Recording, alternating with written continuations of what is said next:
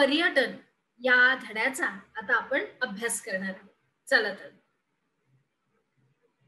पर्यटन विद्यार्थी मित्रांनो, पर्यटन करायला आपल्याला कोणाला आवडणार नाही. वेगवेगळ्या ठिकाणी जायचं, किल्ले, ऐतिहासिक काही वस्तू आपण बघणार आणि छान छान फिरायचं तिथल्या बागेमध्ये. त्याच्यानंतर अजून बरीच माहिती मिळवायची. म्हणजेच काय तर पर्यटन करायला म्हणजे फिरायला जायला आपल्याला सगळ्यालाच आवडतं.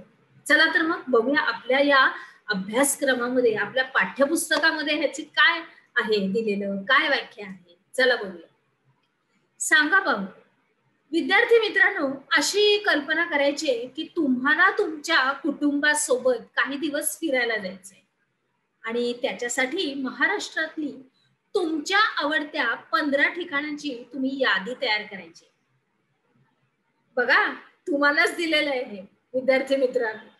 आपल्या पाठ्यपुस्तकामधीच हे सोपं केलेलं आहे की तुम्हालाच सांगितलं, तुम्हाला निवड करायला सांगितले. चला तर मग आता ती तुम्ही जी निवडाल, जी यादी कराल, ती तयार झाल्यानंतर खाली दिलेल्या वर्गीकरणानुसार तुम्ही लिहिलेले ठिकाणं योग्यता गटात लिहायचे.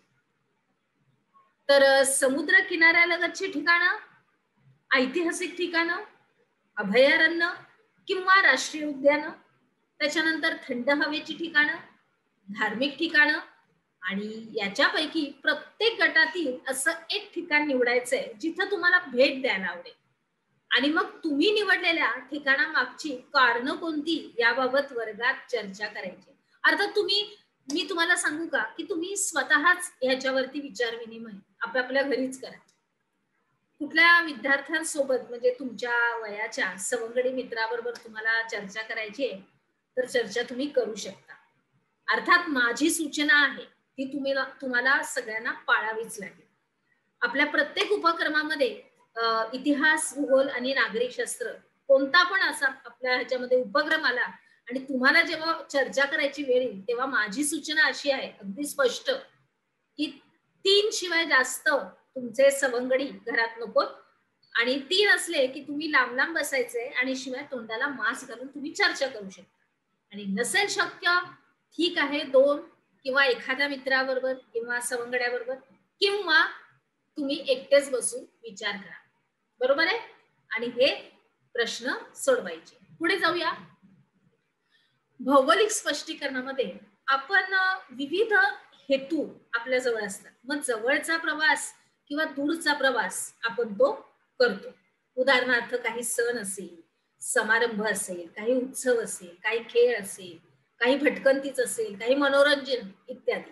मग कोणत्याही ठिकाणी जाताना पूर्वतयारी ही करावीच लागते. तुम्ही असेच उठलात आणि असेच निघता का? नाही, तुम्हाला तयारी करावी लागते. मग त्या ठिकाणी जाण्याचा मार्ग निवडायचा, वाहतुकीची साधनं, आवश्यक दैनंदिन गरजेच्या वस्तू घेणं इत्यादी इत्यादी. त्याच्यानंतर मग तुम्ही जेव्हा त्या इच्छित स्थळी पोहोचता त्याच्या वेळेस आपण तिथली प्रेक्षणीय आणि रमणीय स्थळांना या भेटी देतो. तिथं जाऊन आपण मस्तपणे मुक्तपणे अगदी आनंदाने फिरतो. मग काही वेळा तेथे वास्तव्य सुद्धा करतो.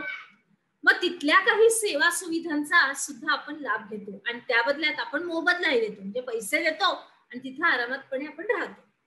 मग आपलं राहतं ठिकाण सोडून वेगवेगळ्या ठिकाणी ही भेटी देणं, त्याचा आनंद मिळवायचा, आपलं मनोरंजन करायचं, त्याच्यापैकी व्यापार करायचा, निवास करायचा इत्यादी उद्देशाने हा प्रवास केला जातो. आणि असा प्रवास म्हणजेच काय? बोला बोला. म्हणजेच काय? पर्यटन.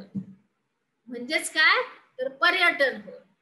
तर आकृती 12.1 चं निरीक्षण करून खालील काही प्रश्नांची उत्तरं द्यायची. संदर्भासाठी नकाशा संग्रहाचा वापर करायचा. आता यातलं कोणतं पर्यटन स्थळ तुम्हाला माहित आहे त्यांची यादी करायची आणि ती पर्यटन स्थळ कशासाठी प्रसिद्ध आहे. नकाशावरून धार्मिक आणि ऐतिहासिक स्थळांची यादी तयार करा. बघा इथं दिलेले आहे. नकाशातील थंड हवेचे ठिकाणं, अभयारण्य आणि समुद्रकिनारी असलेली या स्थळांची तुम्हाला यादी करायची. आणि मग पर्यटन स्थळ आणि भारताची प्राकृतिक रचना याचा सहसंबंध लावायचा आहे. सोबत तुम्हाला आकृती आहे. भारत प्रमुख पर्यटन स्थळ. पुढे जाऊया. भौगोलिक स्पष्टीकरणामध्ये की नकाशात दिलेली काही ठिकाणं ही वेगवेगळ्या कारणामुळे नावारूपाला आलेली असतात. म्हणजे निरनिराळ्या ठिकाणांच्या प्रसिद्धीसाठी विविध गोष्टी ह्या कारणीभूत असतात. आता उदाहरण जर तुम्ही घेतलं तर काही ठिकाणी निसर्ग सौंदर्यच असतं, काही ठिकाणी काही आल्हाददायी हवामान असतं आणि रमणीय दृश्य असतात, काही ठिकाणी गरम पाण्याचे झरे असतात, काही ठिकाणी सागर किनारे छान असतात, काही ठिकाणी ऐतिहासिक वस्तू चांगल्या असतात, काही ठिकाणी शिल्पकला असते, धार्मिक स्थळ असतात, अभयारण्य इत्यादी. मग हेच पर्यटकांचं मुख्य असं आकर्षण असतं. आता राजकीय सीमेच्या आधारावर पर्यटनाचे पुढील दोन प्रकार पडतात.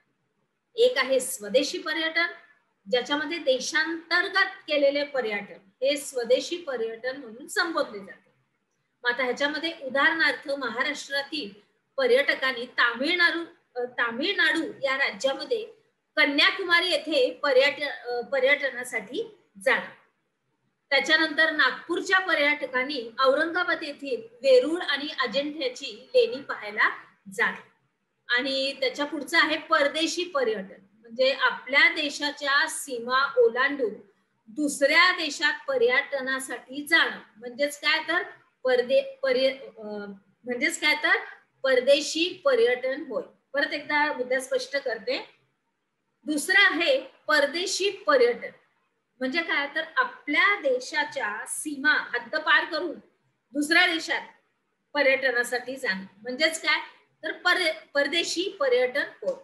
उदाहरणार्थ भारतातील पर्यटकांनी स्वित्झर्लंडला पर्यटनासाठी जाणं आणि अमेरिकेतील पर्यटकांनी भारतामध्ये पर्यटनासाठी येणं. इकडून तिकडे तिकडून इकडे. कळालं? पुढे जाऊया. आपण काय शिकलो या अंतर्गत पुढील विधानावरून पर्यटनाचे प्रकार ओळखायचे आणि मग माया संस्कृती मधली वास्तुरचना कौशल्याची वैशिष्ट्य जाणण्यासाठी हेमंत कुमार मेक्सिकोला जाऊन आले. त्याच्यानंतर गोवा कार्निवल पाहण्यासाठी पोर्तुगाली पर्यटक गोव्यात आले होते. बरोबर? ओळखा आणि आपल्या वहीमध्ये व्यवस्थित नमूद करा. चला आता पुढे जाऊया.